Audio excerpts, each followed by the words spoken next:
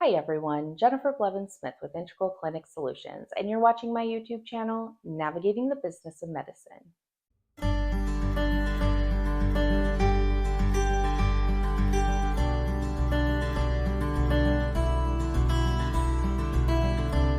Today I want to talk about finding an IT specialist. I've done some recent videos on HIPAA guidelines, and I wanted to kind of piggyback off of that in regards to the IT portion of the practice. Healthcare has become extremely dependent on technology. And with technology comes a lot of added risks, but conveniences at the same time. It gets to the point with the security and privacy regulations for HIPAA and the combination of the growing technology and the different platforms and opportunities out there that, in my opinion, no matter how small you are, you really should have an IT vendor, third party involved with your medical practice. There's so much risk out there when it comes to the electronic medical records and patient communication that, in my opinion, I don't feel it's worth taking the risk. I feel it's worth putting the money into what it costs to have the peace of mind and insurance that you are doing everything that is required and maybe then some to be as safe and compliant as possible. It is something that used to be hard to find in my experience of good IT companies that were aware of and well versed and even certified in healthcare technology requirements. However, that has changed drastically over the years as the need has grown, right? There was a need and people are filling it. It can be expensive, I'm not going to lie. And there may be some services that your IT vendor offers that you wouldn't need. Maybe you are strong when it comes to doing certain things, and you just need them to come in and help double check what you've done and then implement and set up the things that you aren't aware of how to do, or it's not your strong point. That's fine, that's great. IT vendors are usually very upfront, whether they are comfortable and have other healthcare uh, clients and they know the HIPAA regulations and requirements.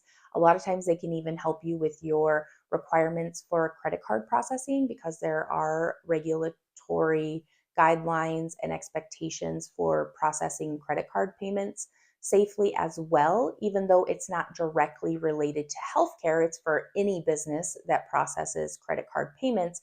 They would be able to help in that as well because it can be confusing. I would encourage to have them help you if your credit card merchant service company doesn't offer that service to you.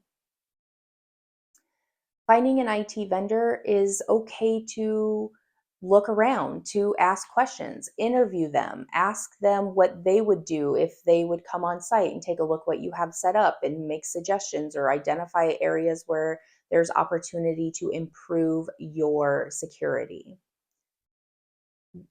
In my opinion, finding someone who is certified in healthcare IT is preferred because then that kind of covers you as well. That means they stay up to date on the requirements and they know what's expected and they help guide you, right?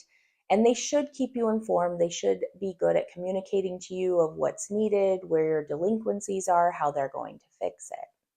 One of the biggest areas I find confusion or maybe a little bit of lack of diligence with PHI, PII, and using electronic means is communicating with patients.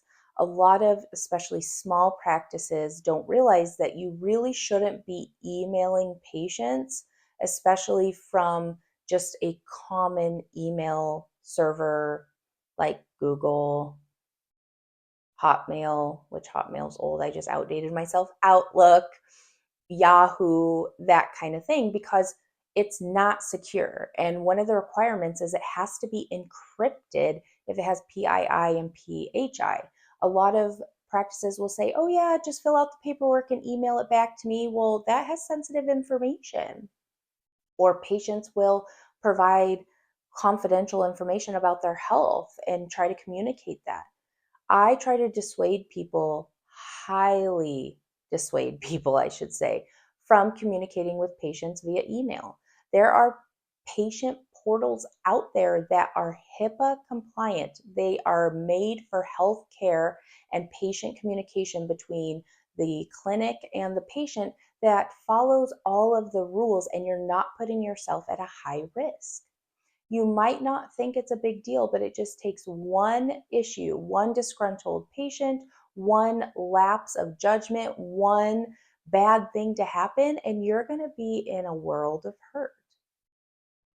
The patient portals are usually available through your EMR vendor. There's third parties out there that might even integrate or interface with your software that you use for medical records if you don't have one offered from that company. But I highly dissuade you from communicating via email. You can talk to any IT vendor and they will tell you email is super easy to hack. And unless it's encrypted, and I don't even know if encrypted is easy or not, I've never asked that. I know it's just allowed, but it's hard to encrypt email, and not all email servers allow encryption. But a good health IT vendor would say, do not email your patients. Why are you emailing your patients? If you were to ask them, how do I email my patient and encrypt it? They would hopefully say, you shouldn't be doing that, right?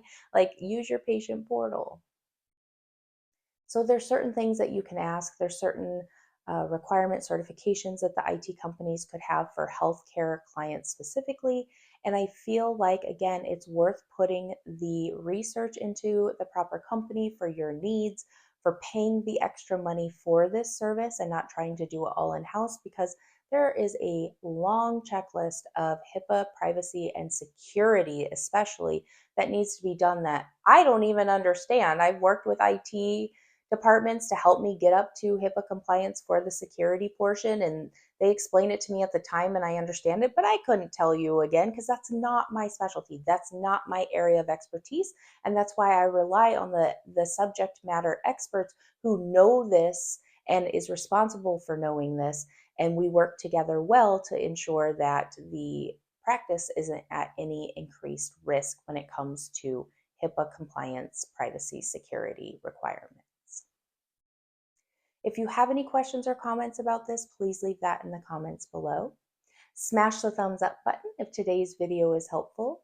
Subscribe to my channel if you haven't already, and please share this with your colleagues whom you feel would benefit. I appreciate the support, and we will see you next time. Bye-bye.